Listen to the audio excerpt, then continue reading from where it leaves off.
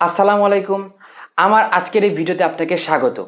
আজকের ভিডিওতে ওপেন ডোর স্কলারশিপের সেকেন্ড স্টেজের জন্য আপনি কিভাবে প্রিপারেশন নিতে পারেন এবং আমি কিভাবে প্রিপারেশন নিয়েছিলাম সেই বিষয়ে আলোচনা করব। প্রথমেই আপনাকে স্বাগত, কারণ আপনি যদি ফার্স্ট স্টেজের motivation letter, education, entrance test এবং অ্যাচিভমেন্টের সকল ডকুমেন্ট জমা দিয়ে থাকেন, ইনশাল্লাহ আপনি সেকেন্ড স্টেজের জন্য সিলেক্টেড হবেন। সেই সাথে আপনাকে একটা বিষয় জানিয়ে দেই, এই স্কলারশিপের অ্যাচিভমেন্টে সকল সার্টিফিকেট ইংলিশে দিবেন। চলুন এবার কম্পিউটার স্ক্রিনে চলে যাই। ওকে, ওপেন ডোর স্কলারশিপের ওয়েবসাইটে আসার পর নিচের দিকে সাবজেক্ট এরিয়া, এখানে যাবেন। এখানে আপনি যেই সাবজেক্টে অ্যাপ্লাই করেছেন সেই সাবজেক্টে যাবেন।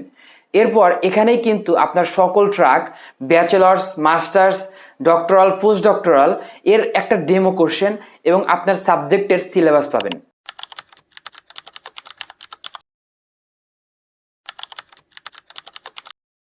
আপনি যদি ডেমো কোশ্চেনে যান, এখানের কোশ্চেনটা দেখলে বুঝতে পারবেন কোশ্চেনগুলো কেমন হয়ে থাকে। এখানে আপনি 3 ধরনের কোশ্চেন পাবেন। প্রথমত সিঙ্গেল এমসিকিউ, মানে কয়েকটা অপশন থেকে একটা অপশনে অ্যান্সার দিতে হবে। সেকেন্ড, কয়েকটা অপশন থাকলে সেখান থেকে 2টা অথবা 3টা অপশন অ্যান্সার হবে। থার্ড, কোশ্চেনের ব্রড অ্যান্সার দিতে হবে। অনেকটা আমরা সৃজনশীলের খ, গ এর অ্যান্সার যেভাবে দিতাম ঠিক সেই রকম।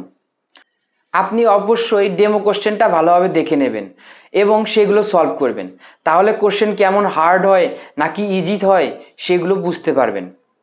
আবার আপনি যদি ডেমো কোশ্চেন সলভ করেন, এখান থেকে কোশ্চেন কমনও পেতে পারেন। হতে পারে কোশ্চেনের ধরন সেম রেখে ভ্যালু চেঞ্জ করে দিল।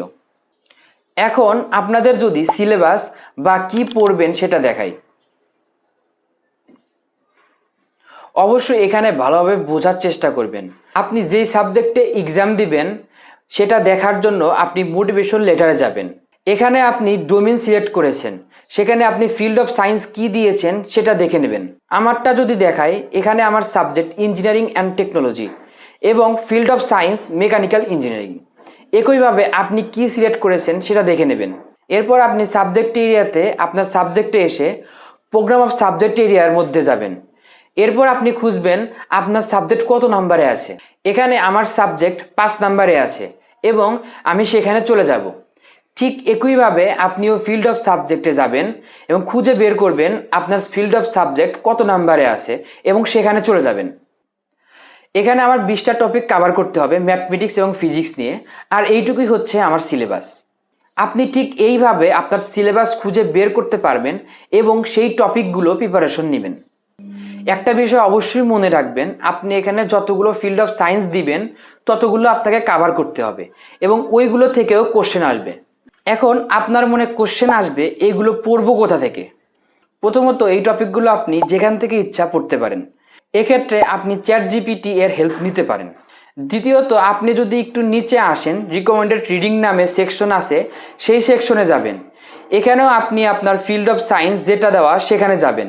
দেখবেন অনেকগুলো ইউআরএল বা লিঙ্ক দেওয়া। আসলে এগুলো হচ্ছে এক একটা বইয়ের পিডিএফ।